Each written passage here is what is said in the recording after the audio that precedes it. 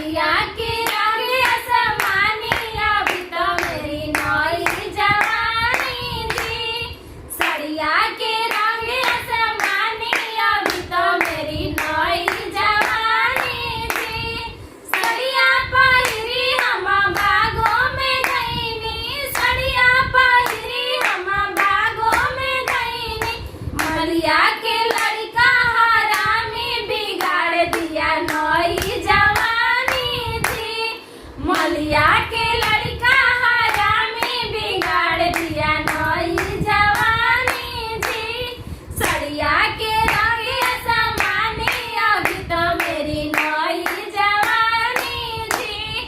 सड़िया पहिरी हम कुइयों पर गईनी, सड़िया पहिरी हम कुइयों पर गईनी। कम करके लड़का हरामी बिगाड़ दिया